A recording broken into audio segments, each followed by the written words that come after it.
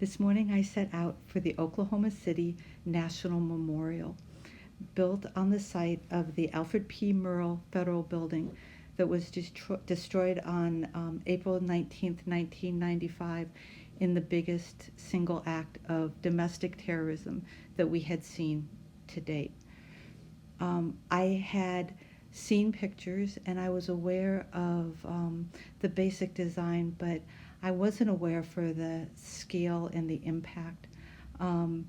It is the chairs seated here represent the 168 lives that were lost that day, and just the as you walk through, I don't think anything can prepare you for when you actually see your first small chair that represents the children that were lost on that day. It is significant in its impact. It is significant in its representation of a very sad time in our country. This back corner that we're looking at right now actually has two walls of the original building, and they did something quite remarkable there. They inscribed the names of the people who survived that day in the building, and I found that to be quite lovely.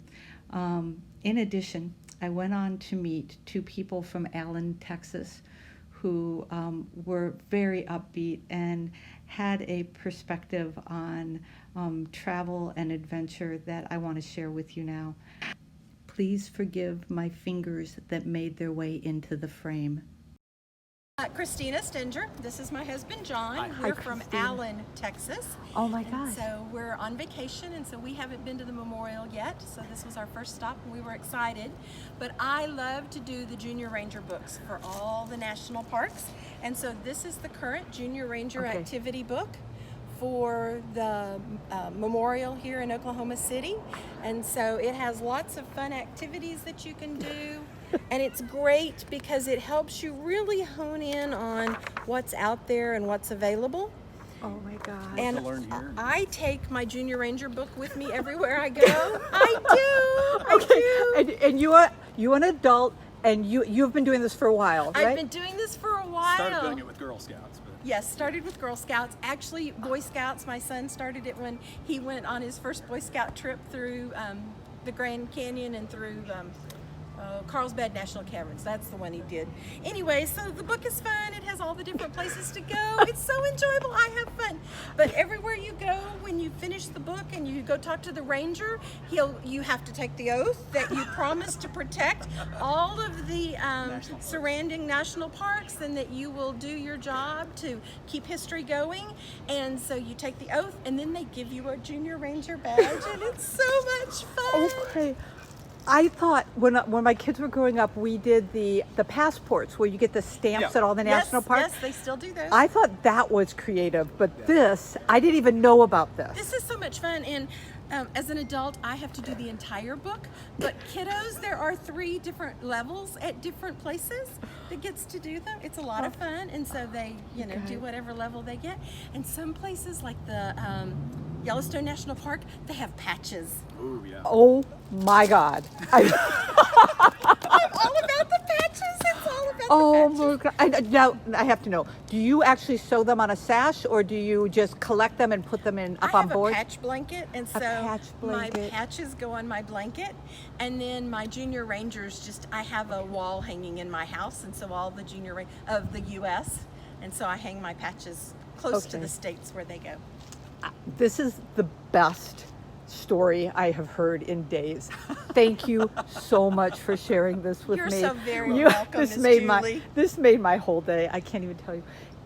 Do you mind if I could I'd like to ask you another question. If you're not comfortable with it, you can. I just am collecting how people are feeling about in one word, because I'm doing a mind map. If you could tell me in one word how you're feeling about this upcoming election, what would that word be? Oh, anxious. That's a good one. I was thinking hopeful. Yeah.